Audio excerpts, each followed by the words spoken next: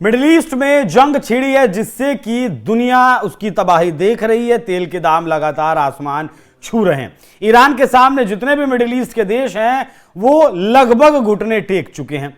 शुरुआत में तो ईरान के हमलों का जवाब सऊदी अरब, यूएई, कतर, कुवैत, ओमान, कोई सा भी देश उसने नहीं दिया, लेकिन अब धीरे धीरे वो जवाब दे रहा है। जबकि ईरान की तरफ से सऊदी अरब की सबसे बड़ी तेल रिफाइनरी अरामको तक पर भी हमला किया गया। सऊदी अरब की मुश्किलें बहुत ज्यादा बढ़ती हुई फिलहाल नजर आ रही हैं कि दुनिया में बहुत ज्यादा तेल का व्यापार सऊदी अरब करता है, बड़ा देश है और तेल के खेल से ही उसका सारा व्यापार, सारा धंधा चलता है।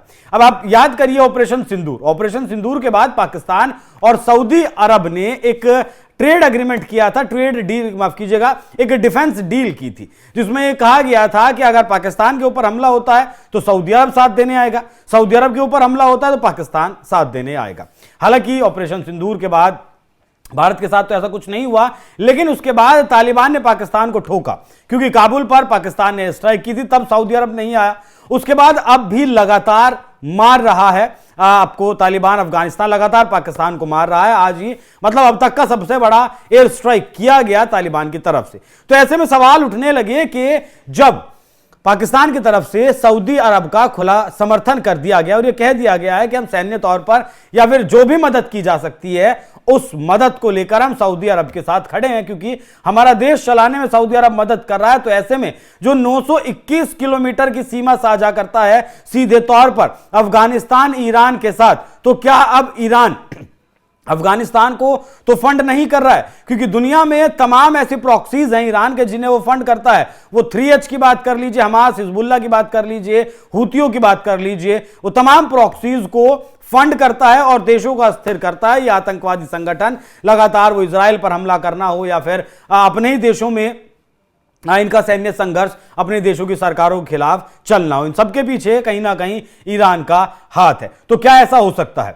दूसरा सवाल यह है कि जो पाकिस्तान अपनी रक्षा नहीं कर सकता, अपनी सुरक्षा नहीं कर सकता तालिबान जैसे लड़ाकों से, अफगानिस्तान जैसे देश से, जिसके पास पाकिस्तान के मुकाबले कहें कि मतलब ना के बराबर आर्मी है, एयरफोर्स के नाम पर बहुत ज्यादा कुछ नहीं है, टैंकों के नाम पर बहुत ज्यादा कुछ नहीं है, मिसाइलों के नाम पर कुछ नहीं है, उसने भी 60 से ज्यादा पाकिस्तान की पोस्टों पर कब्जा कर लिया। ऐसे में क्या भाड़े के सैनिक लेकर पाकिस्तान सऊदी अरब की मदद कर सकता है और क्या सऊदी अरब पाकिस्तान की मदद लेकर अपनी बेइज्जती भी करवाएगा? एक अनुमान मैं आपको बताता हूं, दावा यह है कि 6 मार्च 2026 तक पाकिस्तानी जो सैनिक मारे गए अफगानिस्तान और पाकिस्तान की इस लड़ाई में 307, जबकि शुरुआत पाकिस्तान ने की थी, पहले काबुल पर स्ट्राइक की थी जब तालिबान के विदेश मंत्री भारत में थे, उसके बाद अभी भी फरवरी में भी शुरुआत पाकिस्तान की तरफ से की गई थी, स्ट्राइक करके कहा गया था कि टीटीपी के आतंकी मारने का काम किया गया, जिसके बाद रिटेलिएशन अफगानिस्तान की तरफ से भी किया गया। पाकिस्तानी सैनिक जो घायल हैं वो 350 से ज्यादा हैं। मिलिट्री आउटपोस्ट और चौकियां 64 ऐसी हैं जिन पर या तो तालिबान ने कब्जा कर लिया या फिर उन्हें ध्वस्त कर दिया। मिलिट्री बेस के 7 ठिकाने ऐसे हैं जिन्हें तालिबान ने कैप्चर कर लिया या फिर डिस्ट्रॉय कर दिया। बाकी 10 से ज्यादा मिलिट्री व्हीकल्स डिस्ट्रॉय कर दिए, सैकड़ों हल्के भारी हथियार जब्त कर लिए, 2-3 पाकिस्तानी सर्विलांस ड्रोन भी गिराए गए। 26 फरवरी 2026 को पहला बड़ा रिटेलिएटरी अटैक भी किया गया, जिसमें एक साथ 6 प्रांतों पर यह हमला किया गया था। वो पक्तिका हो, नूरिस्तान हो, कुनार हो, खोस्त हो या फिर और ठिकाने हों। 55 पाकिस्तान सैनिक इसमें मारे गए थे, कईयों को कैद भी कर लिया था। एक मिलिट्री हेडक्वार्टर पर कब्जा कर लिया था। 19 बॉर्डर आउटपोस्ट उस एक दिन में कैप्चर कर ली थी। 4 आउटपोस्ट डिस्ट्रॉय कर दी थी, खत्म कर दी थी और यहां बहुत सारे सैनिक भी इसके मारे गए थे। मार्च 2026 की अगर बात करें, मौजूदा महीने की अगर बात करें, इसमें 24 घंटे में 6 मार्च को 14 से ज्यादा आउटपोस्ट कैप्चर कर ली, डिस्ट्रॉय कर दी, 109 पाकिस्तानी सैनिक मार दिए, 150 से ज्यादा घायल हैं।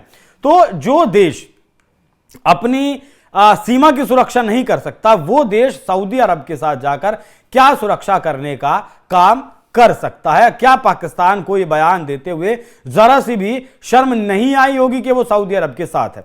और अगर उसने बयान दिया है कि वो सऊदी अरब के साथ है, तो ऐसे में क्या ईरान सीधे तौर पर तो नहीं, लेकिन क्या अफगानिस्तान के रास्ते पाकिस्तान को तबाह बर्बाद करने की जो स्क्रिप्ट है वो लिख चुका है? क्योंकि इससे पहले भी जब जून 2025 में अमेरिका की तरफ से हमला किया गया था ईरान के ऊपर, तब मुस्लिम ब्रदरहुड का नारा लेकर पाकिस्तान सामने आया था। आसिम मुनीर, मुल्ला मुनीर सामने आया था, उसने कहा था कि मुस्लिम भाईचारे के लिए ईरान के साथ खड़ा होना चाहिए, लेकिन अब्बा ट्रंप ने बिरयानी खिलाने के लिए व्हाइट हाउस में बुला लिया, जिसके बाद ईरान पर मुनीर ने कोई बयान नहीं दिया। मौजूदा वक्त में भी जब अफगानिस्तान मार रहा है पाकिस्तान को, तब भी मुल्ला मुनीर का कोई बयान निकलकर सामने नहीं आ रहा है, क्योंकि वो तो अब्बा ट्रंप के भरोसे बैठा था और अब्बा ट्रंप खुद ईरान में उलझे हुए हैं। ईरान ने मतलब नाको चने चबवाए हुए हैं अमेरिका और इजराइल दोनों को। तो बात यह भी बिल्कुल सही है कि जिन जिन देशों पर अमेरिका का प्रभाव है, वो मिडिल ईस्ट के देश देख लीजिए, जितने भी देशों में अमेरिका के